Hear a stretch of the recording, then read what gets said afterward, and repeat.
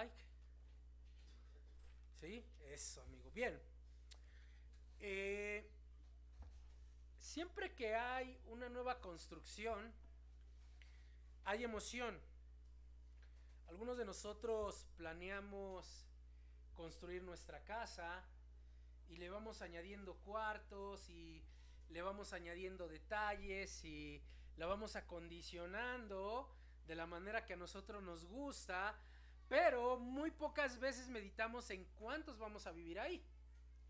Alguno de nosotros construye un cuartito pensando que únicamente será él con su esposa y a final de cuentas Dios manda 4 o 5 hijos y decimos el cuartito ya no es necesario para que podamos habitar ahí. Algunos de nosotros nos vamos al extremo diferente. Algunos de nosotros decimos, bueno, ya me casé, creo que el Señor me va a dar toda una tribu de Israel, es decir, 12 naciones, y construyo una casota y resulta que el Señor solamente me da un hijo. Eso sucede en la iglesia. En la iglesia también tenemos planes, en la iglesia también tenemos metas. Y nosotros específicamente tenemos una que es la construcción de nuestro templo. Pero nos hemos preguntado cuántos van a morar ahí. O tal vez somos aquellos que dicen vamos a construir un cuartito porque el Señor nada más nos va a dar uno o dos y el Señor va a terminar dándonos muchos. O decimos vamos a construir algo grande, algo porque el Señor va a llenar nuestro templo y resulta que el Señor solamente nos va a dejar con los que estamos aquí presentes. Hermanos, no levanten la mano, no me respondan, ya saben, siempre les digo que no me hagan así, no se condenen solos. ¿Quién se ha sentado a pensar en esto? Porque todos estamos muy emocionados de que vamos a comenzar la construcción de nuestro templo. Ok, eso es muy bueno, eso es muy lindo, pero ¿y qué sigue después? Estamos soñando con un templo a la vez que estamos soñando con un seminario, a la vez que estamos soñando con una casa pastoral. Todo está seguro, no te preocupes. Pero ¿y?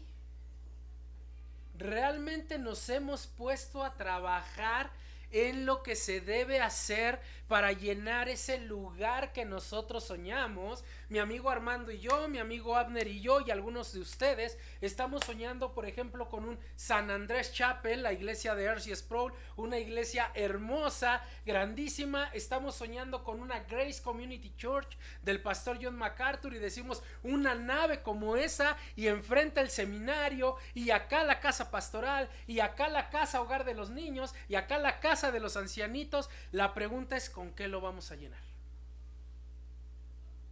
O nos sucederá como en muchas otras iglesias que construyen templos grandísimos, que sueñan en grande, pero al final todas las instalaciones están vacías, descuidadas y con telarañas. Esta predicación, hermanos, va enfocada a ello. Esta predicación va enfocada a ello. ¿Por qué? Porque la respuesta a esta pregunta sin duda alguna es el evangelismo. Tenemos que evangelizar, pero el evangelismo, que sin duda alguna es la punta de lanza dentro de las iglesias de Cristo, es el inicio en la orden de hacer discípulos, es la manera de llevar la palabra a los no creyentes, también es lo que más se ha descuidado hoy en día. El evangelismo brilla por su ausencia. ¿Quieren comprobar que esto es así, queridos hermanos? No me respondan, pero quiero hacerles una pregunta. ¿Cuántas personas le hablaste de Cristo esta semana? Bueno, no esta semana, ayer. ¿Se dan cuenta cómo el evangelismo ha sido totalmente descuidado? En algunos casos el evangelismo ha sido totalmente desvirtuado. ¿Cómo se ha desvirtuado el evangelismo? Con lo que se mal llama la escuela bíblica de vacaciones. Donde, pastor, fue un éxito, tuvimos 100 niños, pero el día domingo ni uno solo de esos 100 niños llega a una congregación. Algunos otros la han desvirtuado con vamos a hacer campamentos integrales donde podamos predicarle el evangelio a los inconversos. ¿Cuál es la sorpresa? Que no va ni un solo. inconverso y terminas predicándole a los mismos cristianos. Algunos otros la desvirtúan de la siguiente manera. Creo que tenemos que crear una estrategia. Tenemos que hacer una estrategia que los atraiga y que los meta. Pues solamente que inventes nuevamente la polea, los jales y así entren. El evangelismo ha sido desvirtuado también en su mensaje. ¿Han escuchado esta frase? Dios tiene un plan bonito para tu vida. ¿Han escuchado la frase tu mejor momento es hoy? ¿Has escuchado la frase Jesucristo es el fin de tus problemas? ¿Has escuchado la frase la sangre de Cristo tiene poder? Sí, la sangre de Cristo tiene poder, pero para perdonar pecados, no para cumplir caprichos. De tal manera, hermanos, que el evangelismo se ha desvirtuado. Algunos otros brillamos por nuestra ausencia. ¿Por qué? Porque decimos, híjole, no sé cómo hacerlo. Y yo creo que esa es la que más usamos los cristianos. No sé cómo hacerlo. No sé de qué hablarles, no sé por dónde empezar, no sé qué decir, y si fallo o simplemente no me atrevo, no tengo valor, y de esta manera el evangelismo ha venido a menos. Hermanos, esta iglesia lleva 1 año 4 meses. Gracias, querido Armando. De ese año 4 meses, esta iglesia, ¿cuándo ha presentado evangelismo? Gracias, hermana. Para los que no sabían, todos los miércoles y todos los domingos. Porque el Señor nos está mandando hermanos que vienen de otras congregaciones o personas que se acercan. Explico, ¿qué es hacer evangelismo? Compartirles el mensaje de Jesucristo en torno a la salvación. Eso se hace en esta iglesia, hermanos. Si no se habían dado cuenta, se los hago saber el día de hoy. Pero ¿cómo hacerlo? O sea, ¿cómo levantar el evangelismo? ¿Cómo salir con los de afuera, perdón la redundancia, o con mis compañeros de trabajo? ¿Cómo hacerlo? ¿Cómo hacerlo dado que mi compañero de trabajo me ha visto que soy un infame de primera? ¿Cómo hacerlo con los vecinos cuando mis vecinos han visto que yo soy un peleonero de primera? ¿Cómo hacerlo con mi familia cuando ni siquiera tenemos una buena relación? Me temo, hermanos, que la respuesta es: no hemos tomado los recursos necesarios, importantes y pertinentes para evangelizar. Déjenme explicar. Sin duda alguna, que el libro de Hechos es la clave para el evangelismo. ¿Y por qué, hermanos, les estoy predicando del evangelismo? Sencillo, porque vamos a construir un templo y no quiero una iglesia vacía. Así de sencillo. Vamos a llenar de concreto los muros, pero tenemos que llenar los corazones de Cristo. Y el libro de Hechos es una guía perfecta para ello. Y vamos a aprenderlo de la iglesia primitiva. Vamos a meditar en todo el libro de Hechos, si el Señor me permite y me da tiempo, y si no, ya saben que yo me sigo, no pasa nada. Y vamos a ver cómo llevaba a cabo el evangelismo la iglesia primitiva, de tal manera que su evangelismo era impactante, bastante impactante. Persona a la cual le hablaba Pedro, persona que era salva. Persona a la cual le hablaba Pablo, persona que era salva. Persona a la cual le hablaba Felipe, persona que era salva. Persona a la cual le hablaba Juan, persona que era salva. Porque hoy en día no podemos imitar lo mismo. Qué interesante, ¿no? Qué interesante. Así que vamos a meditar en ello. De hecho, el libro de Hechos primordialmente está enfocado en evangelismo. Totalmente.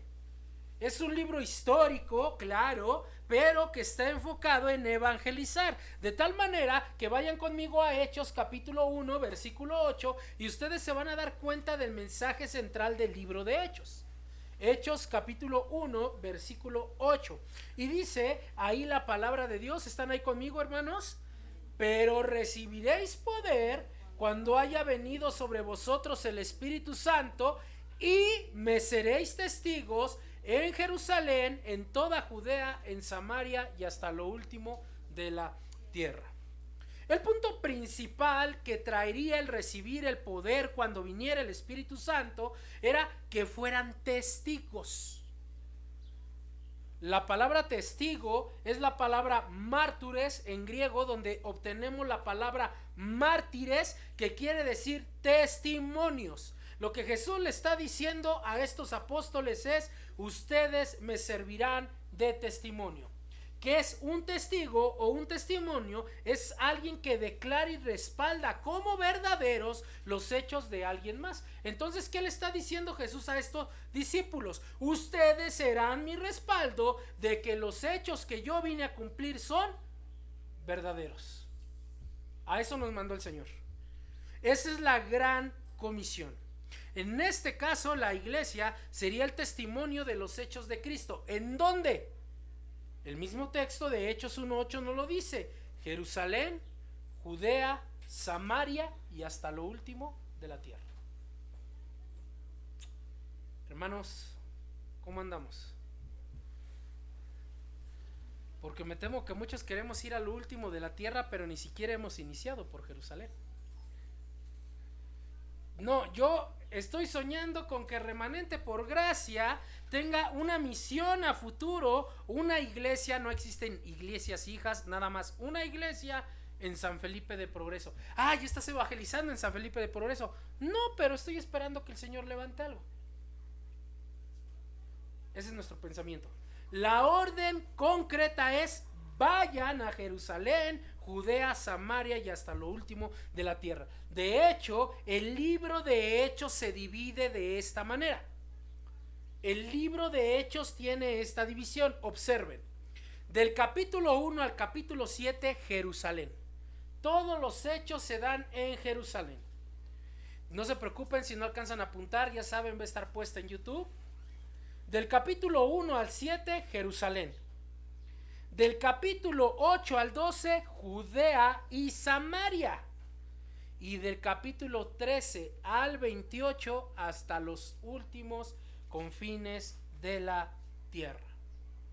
Así se divide el libro de Hechos. Del 1 al 7, Jerusalén. Del 8 al 12, Judea y Samaria. Y del 13 al 28 hasta los fines de la tierra.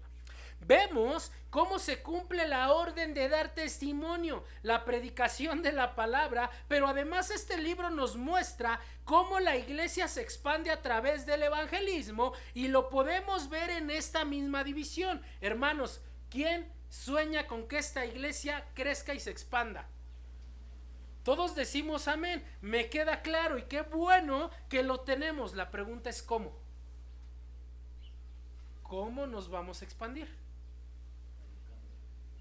Predicando, evangelizando. Miren, del capítulo 1 al capítulo 7, el evangelismo es local. Del capítulo 1 al capítulo 7, el evangelismo es local, donde nos habla, escuchen, de los primeros 3 años del establecimiento de la iglesia. De Hechos capítulo 1 al capítulo 7 son los primeros 3 años de la iglesia primitiva. ¿Cómo creció tanto? Evangelizando. En 3 años. Hermanos, 1 año, 4 meses, vamos a la mitad. ¿Cómo vamos?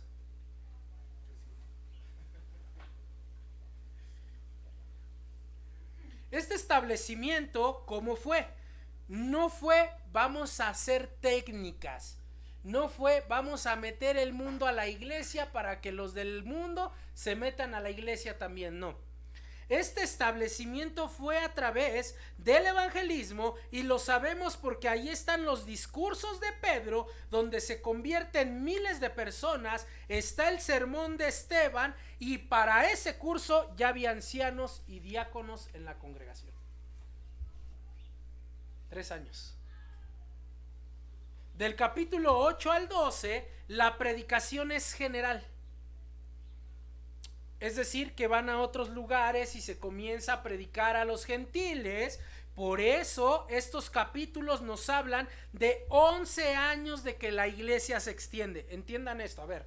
Primero 3 años se instituye la iglesia. Siguientes 11 años la iglesia se extiende. ¿Cuántos años van, hermanos?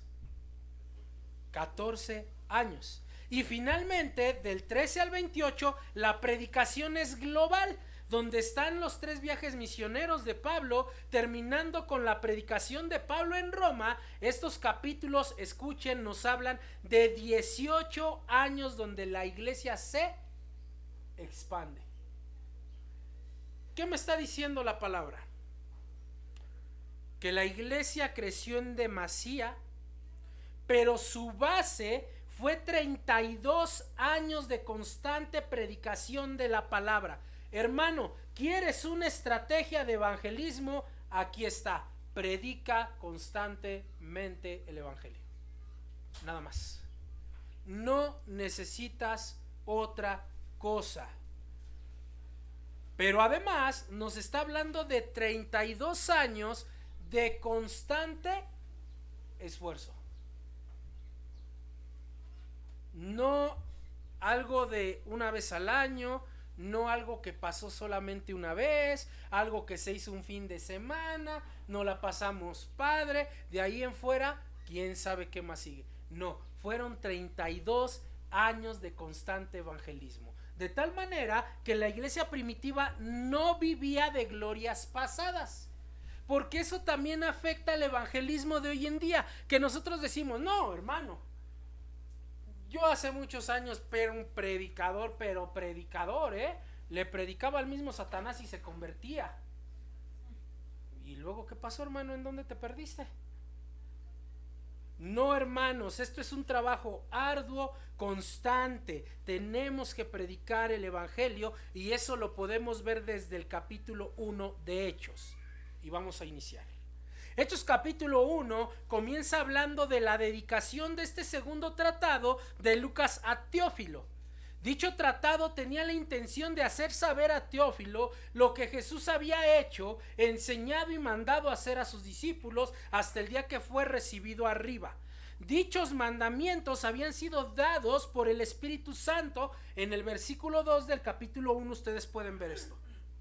Lo que Lucas está diciendo es que el Espíritu Santo fue la fuente del poder del ministerio terrenal de Cristo, y esa misma fuente de poder ahora iba a ser enviada para los apóstoles, pero tenían que cumplir una prerrogativa: no se vayan de Jerusalén. Qué orden tan interesante, ¿no? El Señor Jesús va a ascender a los cielos y lo que les dice a sus discípulos es: no se vayan de Jerusalén. A ver, espérame, no estoy entendiendo claramente. Si el Señor en Mateo 28 les dice: id por todo el mundo y hagan discípulos, ¿por qué en Hechos les dice: no se vayan de Jerusalén?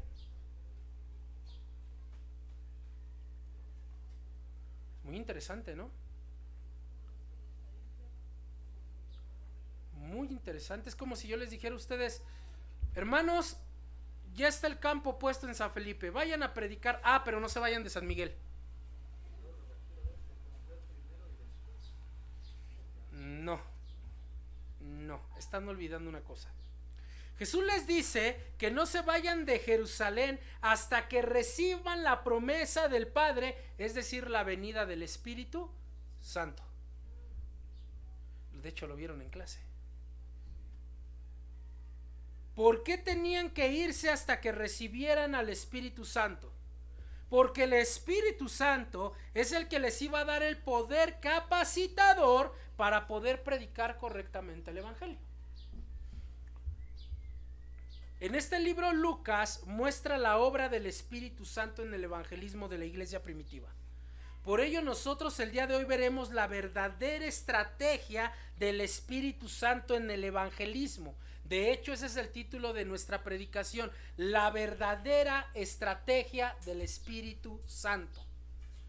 Para que no se me anden confundiendo que si vamos a hablar en lenguas entonces sí van a creer. No, vamos a ver la verdadera obra del Espíritu Santo. Qué curioso, lo que enseña mi amigo Armando en clase yo lo voy a predicar. No nos pusimos de acuerdo, hermanos, ahorita no es curioso, es plan y propósito de Dios. Así que como primer punto veamos que el Espíritu Santo controlaba el evangelismo. El Espíritu Santo controlaba el evangelismo. El evangelismo, no era controlado por ningún hombre ni por una táctica. Era controlado directamente por el Espíritu de Dios. Los discípulos no podían empezar la obra evangelista si antes no venía el Espíritu Santo, ya que sería Él quien los capacitaría y les recordaría todas las cosas que habían visto en Cristo. El Espíritu Santo dotaría de poder a estos hombres, como acabamos de ver en el versículo 8, para que el mensaje que ellos iban a llevar pudiera tener un respaldo, así como la misma capacitación a ellos como discípulos de Cristo. Pero el Espíritu Santo no solamente iba a traer poder, sino además sería Él quien controlara la obra evangelística que ellos iban a hacer. Muchas veces en Hechos se menciona que cuando iban a presentar el evangelio eran llenos del Espíritu Santo. ¿Qué significa esto? Que eran controlados por el Espíritu Santo. Vamos a ver unos ejemplos. Por ejemplo, vayan a Hechos capítulo 2 versículo 4. Hechos capítulo 2 versículo 4. Dice la palabra de Dios: y fueron todos llenos del Espíritu Santo y comenzaron a hablar en otras lenguas según el Espíritu les diese o les daba que hablasen. El día de Pentecostés, donde todos fueron llenos del Espíritu Santo, donde burlándose algunos de los presentes que decían estos están borrachos, Pedro, el que había negado a Jesús, ahora había sido dotado de valor y predica un gran mensaje, dando como resultado, escuchen, la conversión de 3,000 personas. ¿Qué eran estas lenguas? Estas lenguas no es lo que se usa hoy en día, de rabarrabasaya, Rambo saca la matraca. No, eran idiomas, porque venían de otras naciones a celebrar la fiesta de Pentecostés, y ahí había elamitas, medos, pardos de África, etcétera, etcétera, y lo que escuchaban era su propia lengua natal. Escucharon el evangelio en su idioma. No eran balbuceos inexplicables, eran idiomas conocidos. Y si gustan verlo, vean todo el capítulo de Hechos y ahí mismo les dice, eran idiomas conocidos. Así que de ninguna manera eran idiomas como hoy en día nos hacen creer, ¿no? Donde empiezan ahí con quién sabe qué tantas cosas y uno dice, a ver, espérame amigo, no te estoy entendiendo absolutamente nada, ¿no hay quien interprete? No, pues calladito te ves más bonito. ¿Sí me explico? Pedro predica, queridos hermanos, y el resultado es que Dios añade 3,000 personas a la congregación. ¡Wow! La pregunta, hermano, es: ¿el Dios que tenía Pedro es el mismo Dios que tenemos nosotros? ¿Y entonces qué está pasando? Vamos a seguir meditando. Si ustedes observan el 4.8, hay algo importante. Vayan a Hechos 4.8. Hechos 4.8. Dice ahí la palabra de Dios. ¿Todos juntos? Entonces Pedro, lleno del Espíritu Santo, les dijo: gobernantes del pueblo y ancianos de Israel. Donde el evangelio fue respaldado por una señal de un cojo que había sido sanado. Pedro y Juan son apresados y ellos no dicen: hey, observen, créanme porque yo acabo de sanar un enfermo. Pedro no hizo la campaña de sanidad. ¿Qué hizo Pedro? Lleno del Espíritu Santo les predicó, les habló. Una vez que fueron puestos en libertad y después de haberse reunido con la iglesia a orar, dice el 4:31, vean el 4:31. 4:31 dice: cuando hubieron orado, el lugar en que estaban congregados tembló, y todos fueron llenos del Espíritu Santo y hablaban con denuedo la palabra de Dios.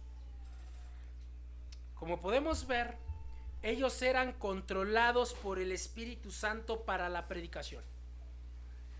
No diseñaron ninguna táctica humana, Oiga, vamos a diseñar una estrategia y les damos comida y les regalamos ropa, que les corten el cabello, que les pongan a los mopedcitos, que los escuchen. No. Eran llenos del Espíritu Santo. Eran llenos del Espíritu Santo. Así que, hermanos, ¿quién controla y controlaba el evangelismo? Si es el Espíritu Santo, que es Dios, que controla el evangelismo, ¿para qué queremos una estrategia humana? ¿No se les hace que es como cambiar el plato de ribeye por los frijoles? Digo, los frijoles son muy sabrosos, hermanos, solamente estoy poniendo esta ilustración. ¿No se les hace que es cambiar lo más por lo menos? No necesitamos estrategia, necesitamos la llenura del Espíritu Santo. ¿Pero qué significa eso? Llenura del Espíritu Santo significa que voy a empezar a sentir el cuerpo caliente, y voy a empezar a brincar, y voy a empezar a perder el control, y me voy a tirar, y voy a aullar, y me voy a revolcar, y voy a ladrar, y me voy a reír, y voy a vomitar. ¿Qué significará ser lleno del Espíritu Santo? Que la palabra de Dios more abundantemente en ustedes. Colosenses 3:16. Hermano, ¿qué necesitas para predicar la palabra? La misma palabra. Es que no sé qué decir. Mira, tiene 66 libros. Agarra el que quieras y te va a llevar a predicarles de Cristo. Por ejemplo, Génesis 3, 15 y 16. La simiente que vendría a pisar la cabeza de la serpiente. ¿Por qué una serpiente? Porque fue el tentador. ¿Por qué la batalla con un hombre? Porque lo provocó a caer. ¿Por qué este hombre le pisaría la cabeza? Porque sería el Mesías prometido que iba a erradicar el pecado de los hombres. Con Génesis, hermanos. Y nos podremos ir ahí con Éxodo, la cuestión, escuchen esto, está bien interesante, la roca, el torbellino, los inmobiliarios del tabernáculo, el ángel de Jehová que se manifestaba, Levítico, la vestimenta de los sacerdotes, las ofrendas de los sacerdotes. ¿A quién prefiguraba todo eso, hermanos? A Cristo. Números, la serpiente en el desierto que es levantada en el asta, que el Señor Jesús le cita a Nicodemo. Así como Moisés levantó la serpiente en el desierto, así el Hijo del Hombre tiene que ser levantado. Deuteronomio, la ratificación de la ley. Y en la ratificación de la ley, un profeta prometido que sería mayor a Moisés. Y Josué, el príncipe conquistador, que simboliza a nuestro Señor Jesucristo en muchas maneras. Y los jueces, no había rey en Israel y cada uno hacía lo que bien le parecía, la necesidad de un rey gobernando a la humanidad. Y Samuel, el cambio de la teocracia, del gobierno de Dios, a la monarquía, donde el pueblo dice, queremos un rey de acuerdo al corazón de las demás naciones, y Dios les dice, no, voy a dar un rey conforme a mi corazón. ¿Y a qué rey les da? David, que es el ancestro ¿de quién? De Jesús. Por cada libro de la Biblia que ustedes se vayan, hermano, van a encontrar a nuestro Señor Jesucristo. Si no sabes qué predicarles a las personas que no conocen, es sencillo, no conoces este libro. por lo cual no estás lleno del Espíritu Santo. Entonces si viene la pregunta, ¿y qué les digo? ¿De qué les hablo? Pues háblales de tu testimonio. No necesitan mi testimonio, necesitan el testimonio de Cristo. Eso dijo Jesús, me serán testigos. ¿A quién? A mí. Ustedes darán testimonio de mí. Yo le puedo dar a una persona el testimonio de Armando, pero va a ser armandistiano. Por ahí. Porque se va a impactar por el testimonio de Armando, y a quién va a seguir. Pero si yo le hablo del testimonio de Cristo, no va a ser armandistiano. ¿Va a ser qué? Cristiano. Ser armandistiano, con todo respeto, querido amigo, no los va a salvar. Ser cristiano es salvación segura. Así que, hermanos, si tú sigues preguntándote qué debo de hacer para predicar el evangelio de una manera correcta y precisa, muy sencillo, llénate del Espíritu Santo, que es igual a llénate de la palabra de Dios. Como en el caso de Esteban. ¿Se acuerdan de Esteban? No García ni Morán, no. Esteban, el diácono de la iglesia primitiva. Nadie podría hacerle frente, nadie podía resistirlo. Estaban ahí los mejores eruditos de la ley. Probablemente allí estaba Gamaliel, el mismo Saulo de Tarso estaba presente, y nadie pudo responderle lo que les predicaba. Dice la escritura, nadie pudo hacerle frente ni resistirle. Vean Hechos 6:10. Hechos 6:10. Dice ahí la palabra, pero no podían resistir a la sabiduría y al espíritu con que hablaba. Híjole, pastor, es que yo les voy a predicar el evangelio y luego resulta que ellos están a punto de convencerme más a mí que yo a ellos. Sí, ya te estamos dudando. ¿Por qué? Aquí está la respuesta. Porque no estás lleno del Espíritu Santo. Cuando te llenes del Espíritu Santo, ¿sabes quién va a poder resistirte a la palabra de Dios? Nadie. No se van a convertir, no se van a arrepentir, pero mínimo no te van a convencer a ti. ¿Te das cuenta? El Espíritu Santo era el motor controlador para que los creyentes hablaran de la palabra con denuedo, es decir, con decisión. Es decir, que el Espíritu Santo es quien los mantenía firmes a pesar de las circunstancias que los rodeaban para llevar a cabo la acción de predicar el evangelio. Hermano, si no te atreves a salir a evangelizar a las personas, llénate del Espíritu Santo. Y Él es el que te va a dar la valentía, Él es el que va a poner las palabras en tu boca para que puedas predicarle de manera correcta. Hermano, ¿cómo saber si les prediqué el mensaje correcto? Si lo puedes verificar con esto. Si tú puedes verificar tu predicación con la palabra, tu evangelismo será correcto. Entonces sí, Dios añadirá a los que han de ser salvos.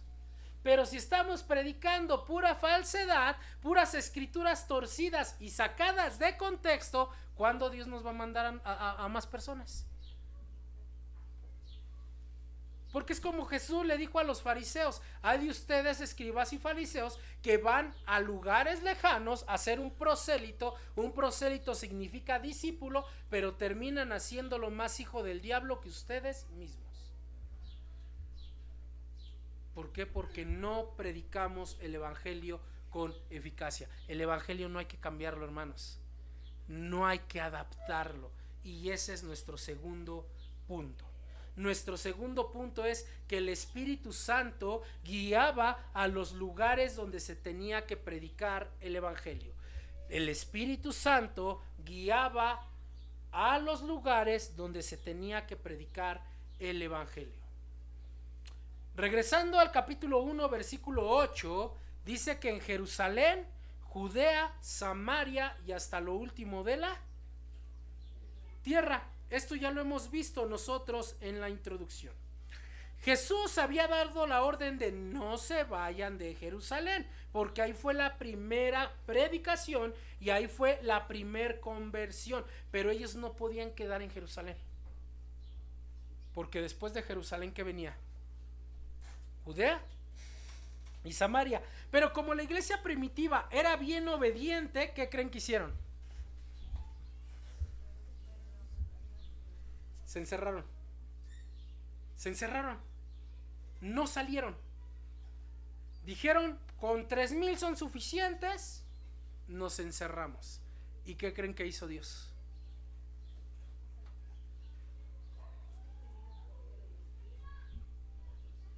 Gracias, querido hermano. Les envía persecución. ¿Por qué Dios les envía persecución? Para que ellos se expandieran. Cuando la iglesia se encierra en un lugar y con ello deja de cumplir la orden de Dios, ¿sabe qué hace el Señor? Va a tocar ahí para que todos ¡fum!, salgan a hacer la obra.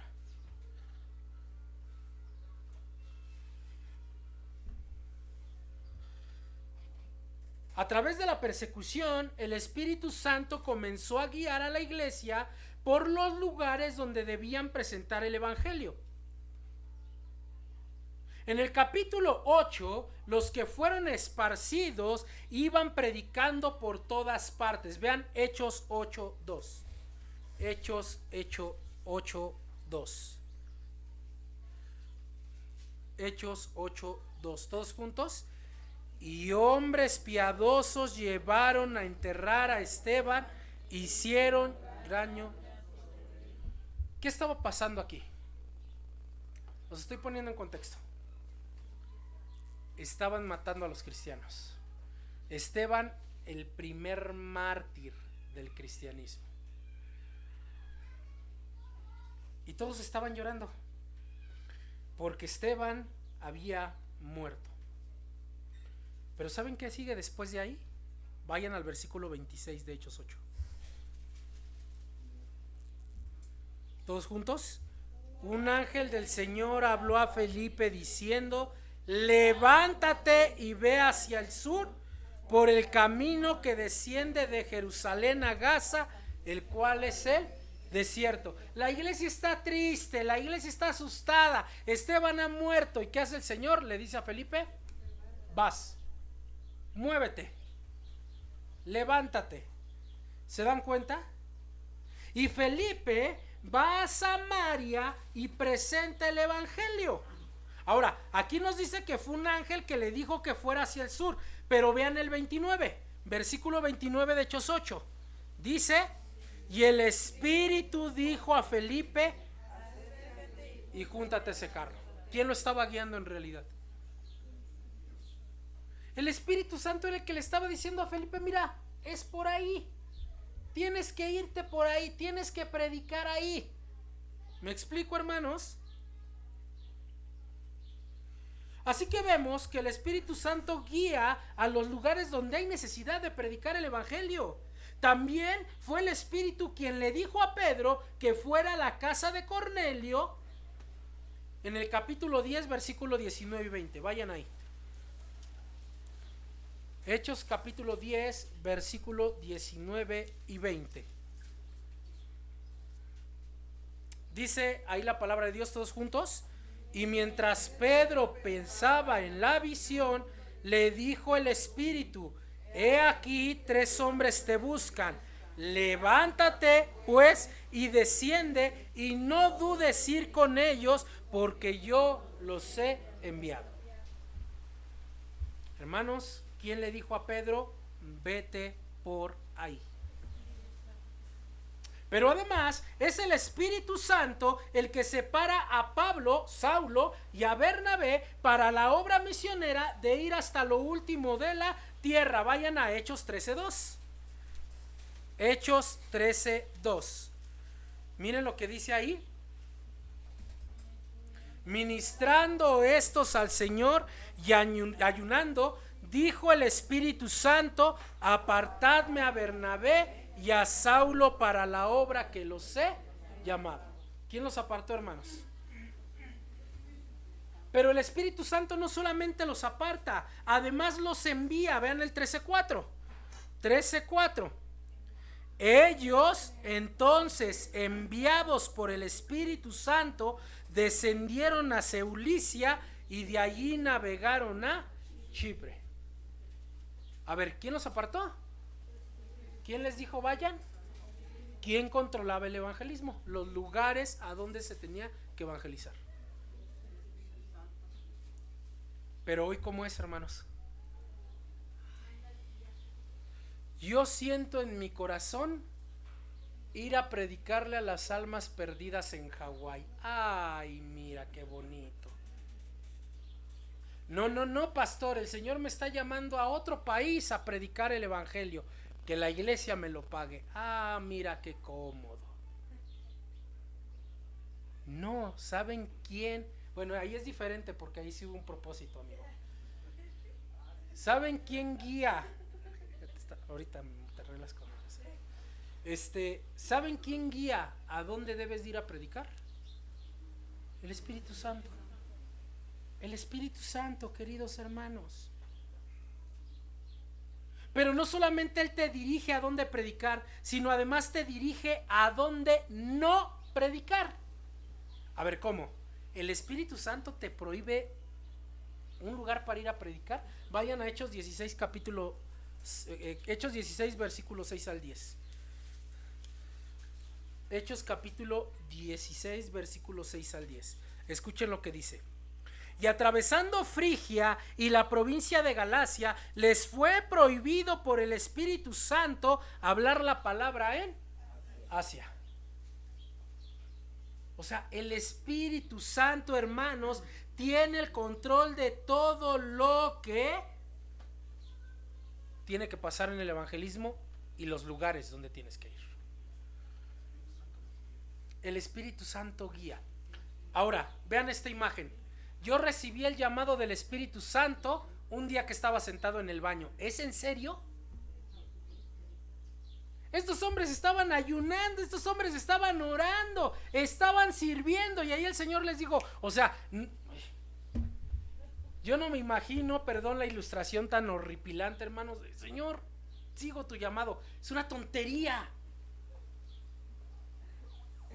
Es una tontería, queridos hermanos. La obra eficaz es del Espíritu Santo, aunque el lugar donde Él te va a mandar no te vaya bien.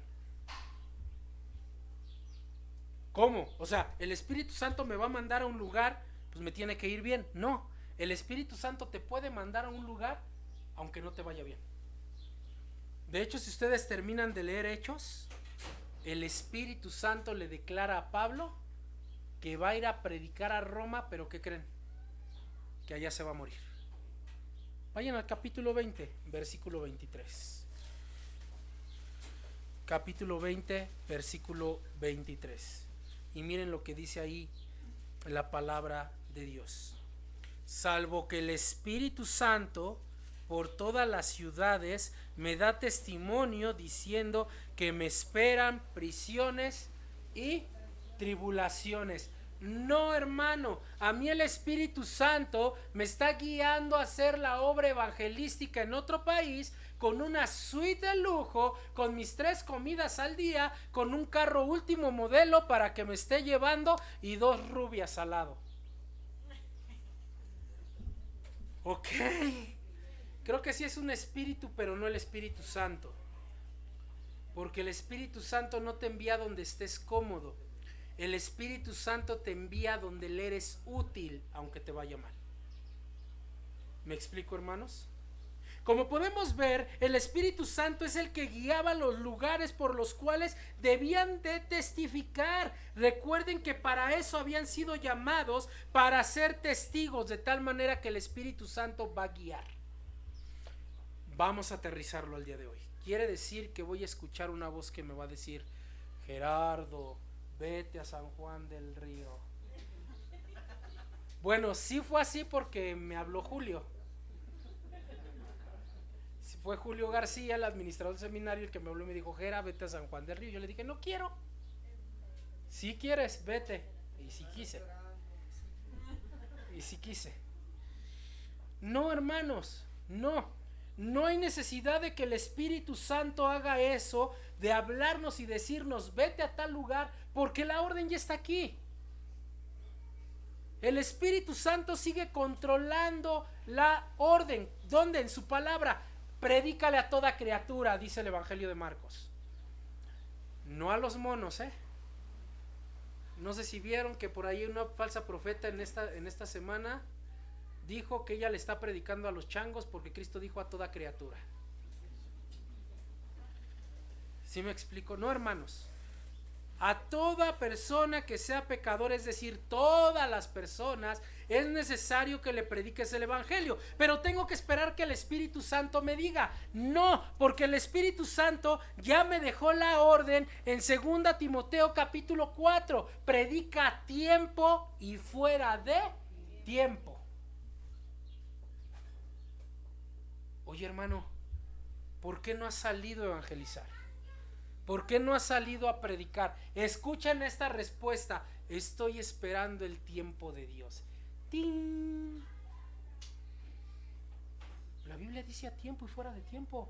Lo tienes que hacer en todo momento. El Espíritu Santo siempre te va a poner a alguien delante. A mí me pasa. Me subo al metro y siempre veo, de verdad, siempre veo a un hombre o a una mujer llorando, siempre. Y es así de, y me voy. No, no es cierto. O sea, el Espíritu Santo siempre te va a poner a alguien al que le prediques.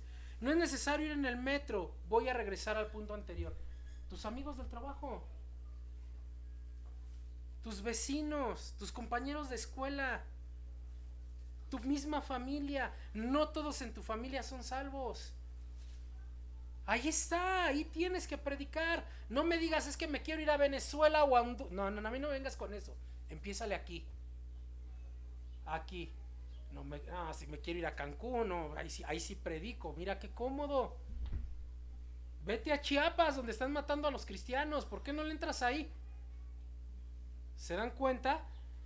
Por eso, hermanos, que nosotros no podemos tener un evangelismo de impacto porque ni siquiera nos dejamos de guiar por el Espíritu Santo de en dónde debo predicar. ¿En dónde debo predicar, hermanos? En todos lados. Pero yo me estoy esperando. No, pastor, deje que termine mis 3 años de curso de evangelismo a través del centro de salud y ya vemos. No, hermanos, no. Déjenme ir al tercer punto. El tercer punto, lo que el Espíritu los llevaba a predicar. Ya vimos que el Espíritu Santo controlaba el evangelismo. Ya vimos que el Espíritu Santo controlaba los lugares donde se iba a predicar. ¿Qué creen? El Espíritu Santo controlaba el mensaje que se predica y lo sigue controlando. Como ya hemos notado, Lucas escribió Hechos con el enfoque de dar a conocer lo que Jesús había hecho después de su resurrección y lo que encargó a sus discípulos. Precisamente eso era lo que predicaban los discípulos que eran controlados por el Espíritu Santo. Recordemos que ellos no tenían la revelación total de las Escrituras. ¿Qué es la revelación total de las Escrituras?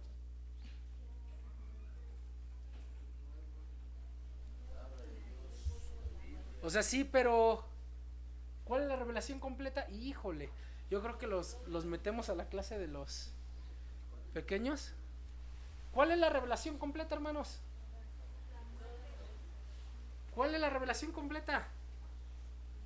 Está fácil, Antiguo y Nuevo Testamento. A este siempre se dice, siempre le dijimos y los dos andaban así, bien lapareados. Tú ahorita. Ellos solamente tenían ¿qué tenían ellos? El Antiguo Testamento. Noten esto. Lo único que ellos tenían escrito era el Antiguo Testamento. ¿Saben? Eso les era suficiente. Porque en los grandes discursos que presenta Hechos, en las grandes predicaciones que presenta Hechos, vemos cómo los discípulos, escuchen, respaldan la veracidad de Jesús desde el Antiguo Testamento. Ellos no tenían escrito el Nuevo Testamento, las cartas de Pablo no habían sido escritas, ni siquiera los evangelios, ni siquiera la primera epístola, que fue la de Santiago, había sido escrita. Ellos solamente tenían de Génesis al Malaquías, solamente, nada más. Pero ellos usaban esos libros que tenían para demostrar que Jesús era el Mesías, que Jesús era Dios. A ver, imagínate que a ti te digan: a ver, agárrate el libro de Cantar de Cantares y ahí exponme que Jesús es Dios. Híjole, pues es que ese es un libro que habla del matrimonio. No, pues no, claro que sí está. Claro que sí está, sin duda que está. A ver, agárrate un libro como el de Eclesiastés, que habla de la fatalidad de la vida, vanidad de vanidades, todo es vanidad, y de ahí muéstrame que Jesús es el Mesías. Híjole, pues no, claro que sí, ahí está. Ahí está. Ellos usaban eso para testificarlos. ¿Quieres que te dé una prueba? Por ejemplo, Hechos 2:14 al 36. Pedro, hermanos, Pedro les va a recitar todo el Antiguo Testamento. ¿Saben de dónde? No de un rollo. Ellos estaban llenos de ¿qué? Pedro se los recita de aquí. Miren lo que hace Pedro, queridos hermanos. Vayan a Hechos capítulo 2, capítulo 14. Hechos capítulo 2, versículo 14. Miren lo que hace Pedro. Hechos capítulo 2, versículo 14. Dice ahí la palabra de nuestro Dios.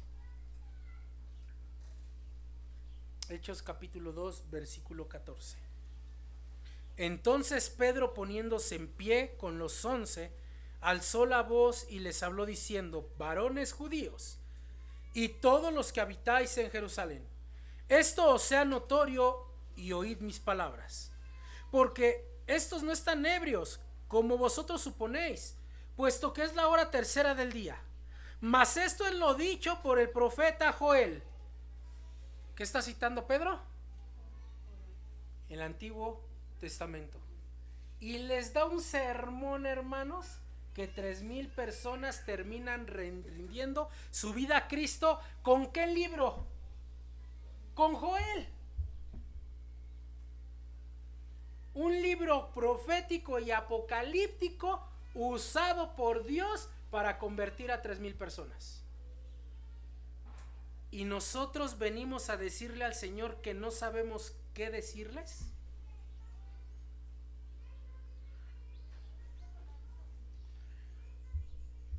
Pedro testifica que la profecía de Joel, donde se menciona el derramamiento del Espíritu Santo que estaba pasando en ese momento, solo pudo llevarse a cabo por la obra de Cristo. Esto que ustedes están viendo es lo que dijo Joel. Y 3,000 personas. ¿Y de dónde se lo está citando? De aquí. Uno de los hombres que hoy en día más me impacta es el hermano Evis Carballosa. El hermano Evis Carballosa nunca lo van a ver subirse con esto, ¿eh? No, jamás. Él solamente trae su interlineal del Nuevo Testamento en griego o el hebreo en el Antiguo Testamento, y todo es de aquí. Y luego tú dices: pues se pudo haber equivocado en algo. ¿Qué crees? Vas y revisas lo que te dijo y está exacto. Yo no he llegado a ese tipo de con problemas, si me acuerdo cómo me llamo, imagínense. Pero Pedro lo hizo. Ahora, Pedro menciona la obra. ¿Cuál obra? La obra que Pedro menciona es vida, muerte, resurrección y glorificación del Señor Jesucristo. ¿Con qué lo va a respaldar Pedro? ¿Qué tenía Pedro en ese momento? No, aparte del Espíritu Santo. ¿Con qué contaba Pedro? Con el Antiguo Testamento, y Pedro va a los Salmos de David. Noten esto, Salmo 16, 8 al 11. Salmo 16, 8 al 11. Salmo 16, 8 al 11. Nomás no llego, ya me pasé a Job. Salmo 16, versículos 8 al 11. Miren lo que dice ahí la palabra. A Jehová he puesto siempre delante de mí, porque está a mi diestra, no seré conmovido. Se alegró por tanto mi corazón y se gozó mi alma. Mi carne también reposará confiadamente, porque no dejarás mi alma en el Seol, ni permitirás que tu santo vea corrupción. Me mostrarás la senda de la vida, en tu presencia hay plenitud de gozo, delicias a tu diestra para siempre. ¿En quién se aplican estas palabras? En Cristo. En Cristo, hermanos. Salmo 89, versículos 3 y 4. Salmo 89, versículos 3 y 4.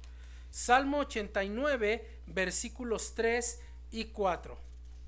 Salmo 89, versículos 3 y 4.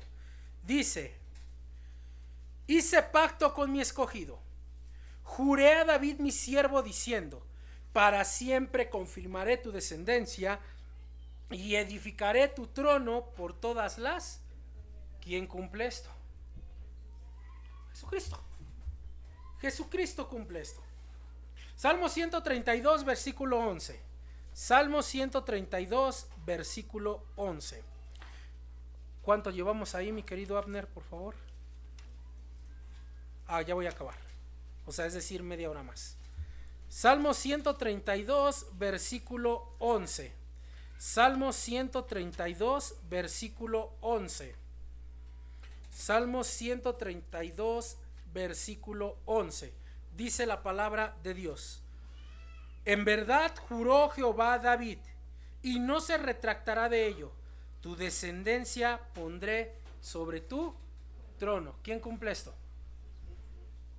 Salmo 110, versículo 1. Salmo 110, versículo 1.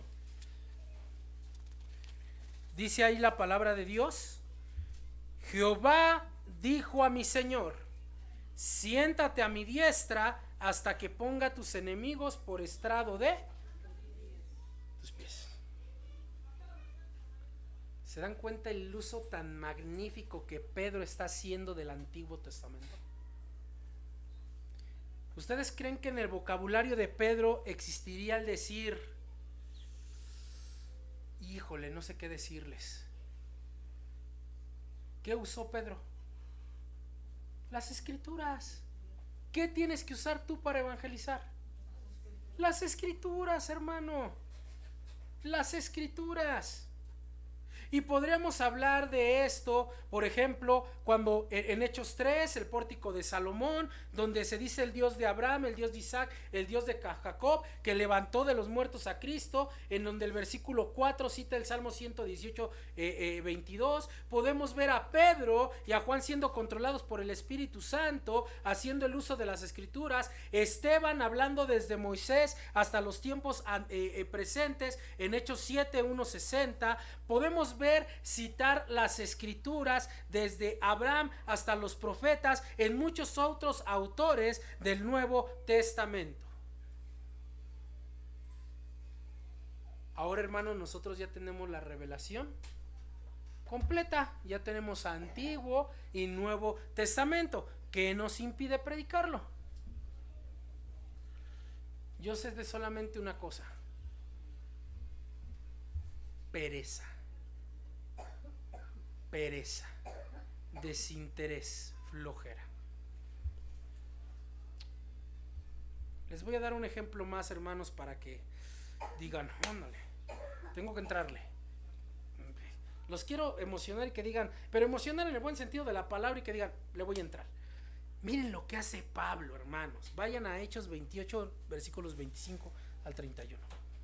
Hechos 28, versículos 25 al 31. Hechos 28, versículos 25 al 31. Y miren lo que dice ahí la palabra de Dios. Hechos 28, 25 al 31, dice la palabra de Dios. Escuchen. Y como no estuviesen de acuerdo entre sí, al retirarse les dijo Pablo: esta palabra bien habló el Espíritu Santo por medio del profeta Isaías a nuestros padres diciendo: ve a este pueblo y dile, de oído oiréis y no entenderéis, y viendo veréis y no percibiréis, porque el corazón de este pueblo se ha engrosado, y con los oídos oyeron pesadamente, y sus ojos han cerrado, para que no vean con los ojos y oigan con los oídos y entiendan de corazón y se conviertan, y yo los sane. Sabed pues que a los gentiles es enviada esta salvación de Dios, y ellos oirán. Y cuando hubo dicho esto, los judíos se fueron, teniendo gran discusión entre sí.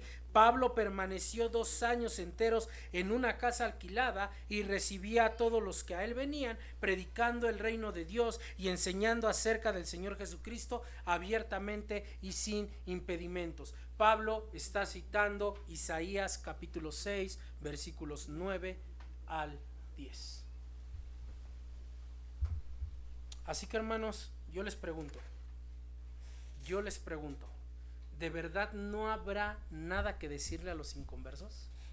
¿De verdad no tendrás nada que decirles? Porque les digo una noticia, ese templo no se va a llenar solo, Ese templo no se va a llenar solo. Sí, Dios ha de añadir a los que han de ser salvos, pero ¿quién tiene que ir a buscarlos? ¿Quién tiene que ir a predicarles el evangelio? Nosotros, hermanos, nosotros. Nadie más lo va a hacer. Nadie más lo va a hacer. No creas que Dios va a echar una especie de red espiritual mundial donde te los va a jalar en la red, te los va a traer en su hombro y te va a decir: aquí están.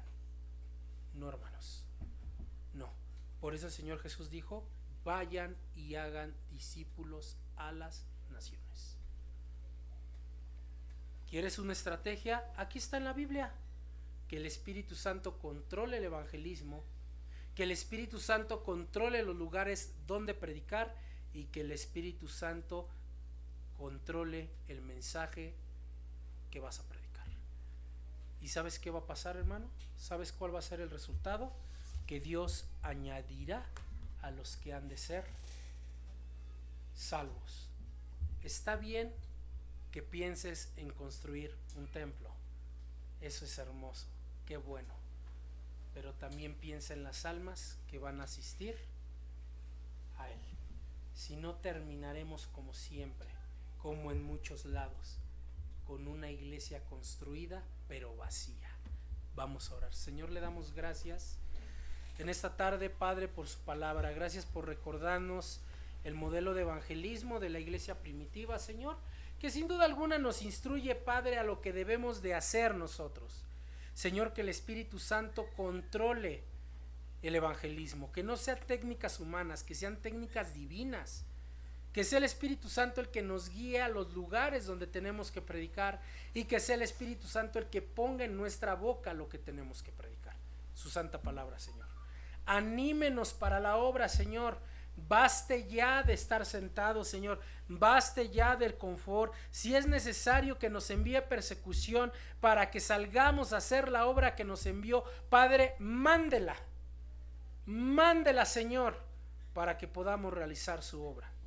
Porque se lo ruego, Padre, en el nombre de Jesús. Amén. Dios les bendice, queridos hermanos.